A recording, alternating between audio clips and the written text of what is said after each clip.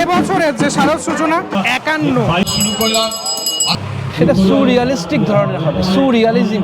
আজকে আমার বাড়ির কাছের এলাকা কেষ্টপুর, আমাদের মধ্যমগ্রাম থেকে একদম কাছে। আর কেষ্টপুরে তো আসাই পড়ে, কেননা আসতে যেহেতু হবেই কেষ্টপুরে, এখানে এতগুলো পুজো হয়। এই যে ব্যাকগ্রাউন্ডে গান শুনতে পাচ্ছেন, উদ্বোধনী সঙ্গীত হচ্ছে অবভিয়াসলি এখানে। আজকে খুঁটি পুজো রয়েছে কেষ্টপুর প্রফুল্ল কানন পশ্চিম অধিবাসী বৃন্দে। খুব সুন্দর করে সাজানো গোছানো, বাইরেটা ভিতরটাও অবশ্যই সুন্দর করে সাজানো গোছানো আছে। চলুন তাহলে আজকের ভিডিওতে শুরু করি কেষ্টপুর প্রফুল্ল কাননের এই খুঁটি পুজোর মধ্য দিয়ে। সঙ্গে সঙ্গে সবাই চলে এসছে, অলরেডি খুঁটি পুজো হচ্ছে ভিতরে। আচ্ছা, প্রথমে বলে দিই, ওইদিকে হচ্ছে কেষ্টপুর বাস স্ট্যান্ড থেকে সোজা একটা কালো রঙের গেট পড়ে, সোজা চলে আসলেই প্রথমে মাস্টারদা স্মৃতিসংঘ পড়ে, তারপর একটুখানি আসলেই এই পুজোটা পড়ে। আর একটা ব্যাপার, সেটা হচ্ছে যেখান থেকে আসেন না কেন কেষ্টপুর বাস স্ট্যান্ডে আসতে হবে। নিয়ারেস্ট মেট্রো স্টেশন বেলগাছিয়া, আর নিয়ারেস্ট যে ট্রেন স্টেশন, রেল স্টেশন, সেটা হচ্ছে বিধাননগর থেকেও আসা যায়, মানে উল্টোডাঙ্গাগামী বাসে আসতে হবে যে কোনোভাবে। বনগাঁ থেকে মধ্যমগ্রাম থেকে আসলেও এই উল্টোডাঙ্গাগামী বাসে আসতে হবে কেষ্টপুরে। হলুদ রঙের সুন্দর করে সাজানো গোছানো ক্লাবটা, এটা তো রং টং হয় আরও বেশি সুন্দর করে লাগে। আর এই যে লাল রঙের উপরে লেখা রয়েছে ক্লাবের নাম। এবার চলুন ভিতরের অংশটাতে যাওয়া যাক। এই সামনের এই সাজানোটা বেশ ভালো লাগলো আমার দেখে। এখানে আমি লাস্ট ইয়ারও এসেছিলাম, লাস্ট ইয়ারও বেশ ভালো লেগেছিল। সুন্দর একটা মণ্ডপ পরিবেশন করেছিলেন এখানকার যে শিল্পী। বড় একটা গাছ রয়েছে, এখানে লেখা রয়েছে এখানে সূচনা দুর্গোৎসব 1431 কেষ্টপুর প্রফুল্ল কানন পশ্চিম অধিবাসীবৃন্দ। খুঁটি পুজোর যে প্রোগ্রাম অলরেডি স্টার্টেড, খুঁটি পুজোর প্রোগ্রাম। এই হচ্ছে খুঁটিটা এখানে রয়েছে। আর গত বছর না ঠিক এইরকমভাবে একটা সাজানো হয়েছিল, এইরকম মায়ের যে দশভুজা হাত সেটা দেখতে পাওয়া যাচ্ছে, এরকমভাবে সাজানো হয়েছিল গত বছর। এখানে ঠাকুরমশাই মন্ত্র উচ্চারণ করছেন, অলমোস্ট পুজো প্রায় কমপ্লিট বলা যেতে পারে আর কি।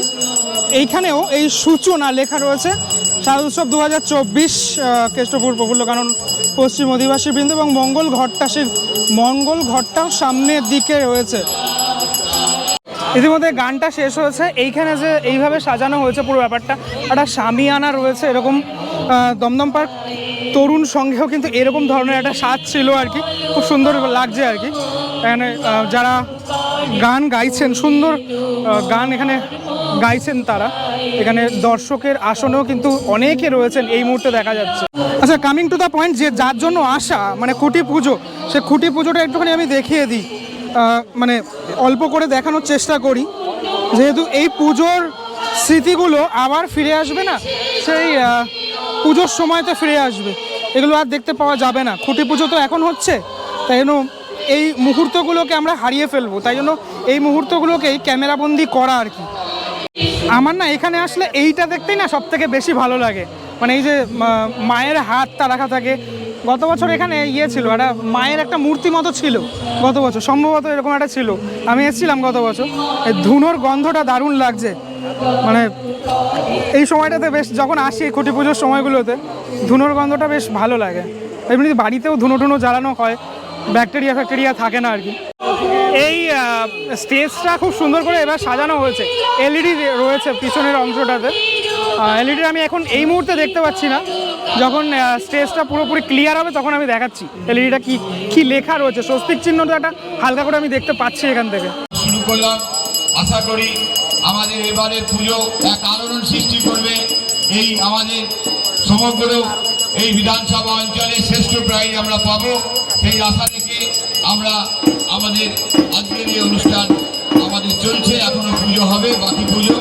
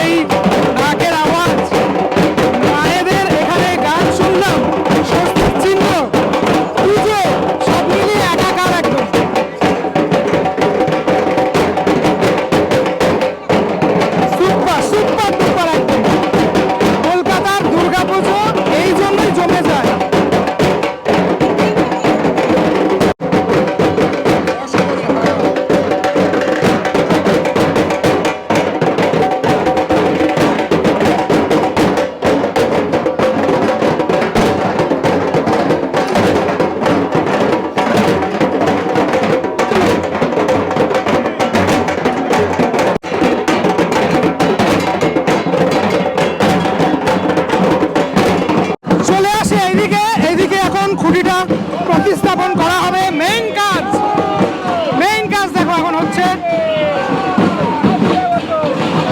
খুঁটি প্রতিস্থাপনের মাধ্যমে এবছরের যে শারদ সূচনা, সেই শারদ সূচনা ঘটে গেল। মানে মায়ের যে দশভুজা মা, সেই মায়ের হাতের মাঝখানের অংশটাতে খুঁটিটা রাখা হয়েছে এবং মাটি এখন দিয়ে দেওয়া হচ্ছে। ফুল মালা সবকিছু একদম আমি ফ্রন্ট থেকে দেখানোর চেষ্টা করছি, কেননা ফ্রন্ট থেকে বিষয়টা আরো বেশি সুন্দর লাগে, যেহেতু দারুণ একটা আবহ। হঠাৎ করে এই যে আবহটা, এই আবহের জন্য আমরা সবাই অপেক্ষা করি, মানে আপামর বাঙালি অপেক্ষা করে এই আবহটার জন্য, আবহটা নেওয়ার জন্য। আচ্ছা, এবার যেটা করা হচ্ছে এখানে যে এই যে চরণামৃত সেটা দেওয়া হচ্ছে খুঁটির একদম যে নিচের অংশটা, সেই নিচের অংশটাতে যেগুলো রীতি আছে সেই রীতিগুলো পালন করা হচ্ছে। আমার ভালো লাগছে বেশ। এই যে মানে আমি এখনো অবধি যে কটা খুঁটি পুজো দেখেছি, এই সাজটা বেশ ভালো লাগছে। যখন গামছাটাকে এখানে দিয়ে দেওয়া হচ্ছে, যেটা থাকে প্রত্যেকটা জায়গায় আর কি, যেটা থাকে আর কি। Almost completed. এবারে সবাই মিলে এসে এবার ফটো সেশনের পালা অ্যাকচুয়ালি, ঠিক আছে, সবাই একসাথে দাঁড়াবে। আর সব থেকে ভালো কথা হচ্ছে এখানে সবাই লাল রঙের মেরুন কালারের যে পাঞ্জাবি পরেছে, সেই পাঞ্জাবিগুলো একটা মানে সবাই যে এই ক্লাবের সদস্য সেটা বর্তায় আর কি। ওই শামিয়ানার ফাঁক থেকে আকাশ দেখা যাচ্ছে, আর তার মাঝখান থেকে এই যে ফ্রেম, অনবদ্য একটা ফ্রেম। কিন্তু সবশেষে এখন হচ্ছে এখানে সম্বর্ধনা দেওয়া হচ্ছে, মানে আশেপাশের ক্লাব যে সকল প্রতিনিধিরা রয়েছেন, আরো যারা রয়েছেন অঞ্চলের পৌর প্রতিনিধি, সকলকে সম্বর্ধনা এখানে দেওয়া হচ্ছে। এখানে অলরেডি ভিড়ভাড়টা হয়ে গেছে, ঠিক আছে, সমস্ত ফটোগ্রাফারদের ভিড় দেখো, কত ভিড় ফটোগ্রাফারদের। তো যাই হোক, আমি এখান থেকে দেখানোর চেষ্টা করি। সমস্ত ক্লাবের মেম্বার্সরা রয়েছেন এবং শিল্পী, সেই শিল্পী তিনি রয়েছেন এখানে। সুন্দর একটা ফ্রেম, এরা দারুণ একটা ছবি এই মুহূর্তে আমি দেখলাম। উনি চলে আসলেন আর কি, আজকে যেহেতু মাতৃ দিবস, তো ওনাকে এই খুঁটির সামনে দাঁড়িয়ে কিন্তু অনবদ্য লাগছিল আর কি, মানে এখানকারই আর কি সদস্য। এখানে এবছর আমরা কি দেখব, মূল কথায় আসি প্রথমেই। আসলে কি দেখব, এইটাই হচ্ছে মানুষের একটা কৌতূহল। এবং এটা আমাদের দেখা গেছে থিম পুজোর ক্ষেত্রে এটাই পরম্পরা, যে কি দেখব সেটা কেউ আগে বলে না। কি দেখব এই টেনশনটা, এই একটা যে ভেতরের খিদে, সেটাকে জিয়ে রাখতে হয় যতদিন না মায়ের উদ্বোধন হচ্ছে। সেই উদ্বোধনের দিনই জানতে পারা যায় কি দেখব, কোথায় দেখব, কি দেখব, কেন দেখব এবং কিভাবে দেখব। সেটাই তো সারপ্রাইজ, সেটাই তো একটা মানুষের মানে পরম পাওয়া। সেইটাকে আমরা যে পরম একটা পাওনা বা পরম তৃপ্তি, একদম ক্লাইম্যাক্সে পৌঁছানো যাকে বলে, একদম যেমন সন্তানকে যখন মা গর্ভে ধারণ করে বহুদিন ধরে, তারপর যখন যে সন্তান প্রসব করে, সেটাই ক্লাইম্যাক্স। যখন সেই শিশু ভূমিষ্ঠ হয়, তখন মানুষ সেই আনন্দ উপভোগ করে সেই দিনটার জন্য।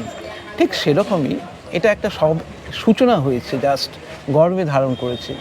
এটা এখন শিল্পীর গর্ভে নিয়ে নিয়েছে, তিনি এটাকে পালন করছেন তার শরীরে।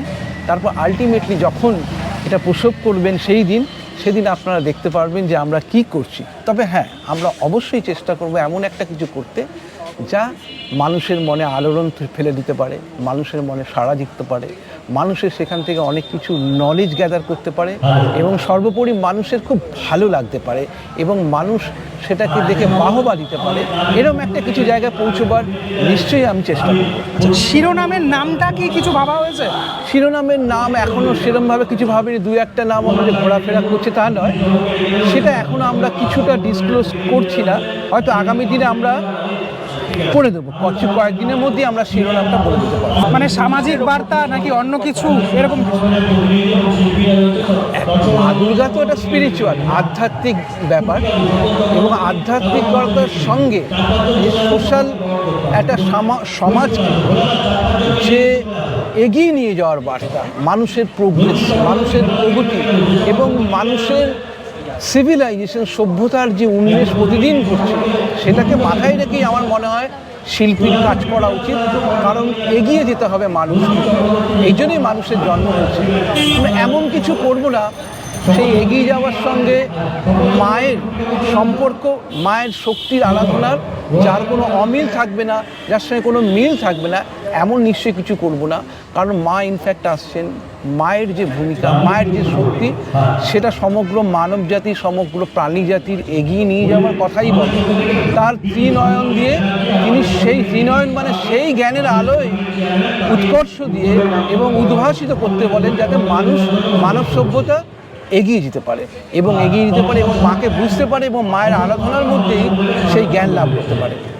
মাতৃদিবসে তো মায়ের পুজোর সূচনা হয়ে গেল, এবারে প্রতিমাতে কি রকম ধরনের কি চমক থাকছে?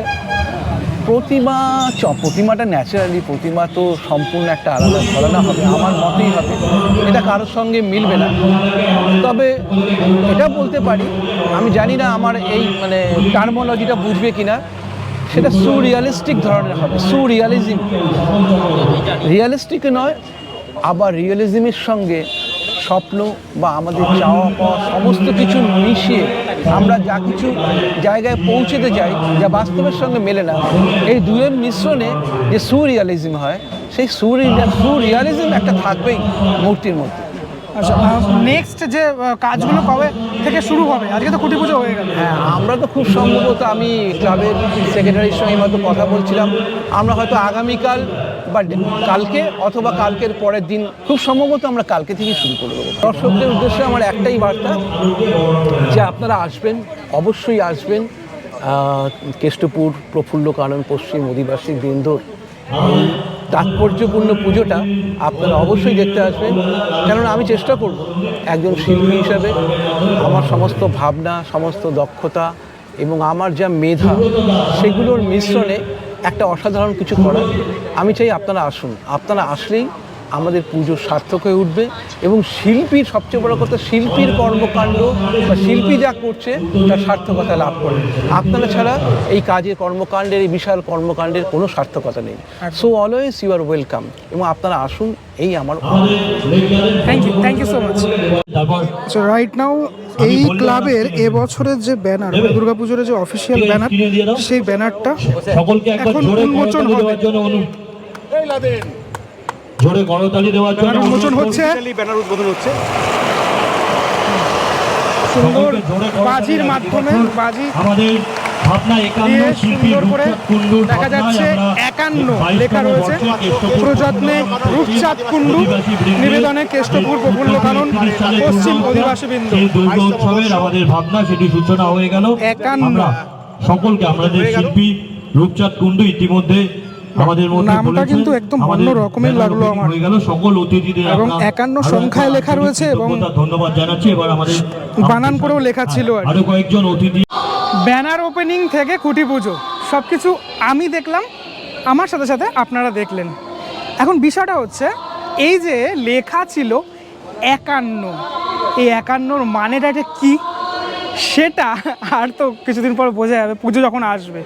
শিল্পী ঠিক মতো তো এই মুহূর্তে ডিসক্লোজ করবেন না, কারণ ওর চমক একটুখানি লেটেই ভালো লাগে আর কি। এবার আপনারা কমেন্ট করে জানান 51 কি হতে পারে, ঠিক আছে? সংখ্যাতে লেখা ছিল, প্লাস বানানগুলোও লেখা ছিল। পরবর্তী ব্লগে দেখা হচ্ছে খুব শিগগিরই। কলকাতার আরও কোনো দুর্গাপুজো তো আসবেই, সাথে সাথে অন্য ভিডিও আসবে, অন্য কোনো মন্দির বা কোথাও অন্য যেখানে আমি যাব সেগুলো আপনারা দেখতে পারবেন। ততক্ষণের জন্য বিরতি নেব। ভালো থাকবেন সবাই, টাটা।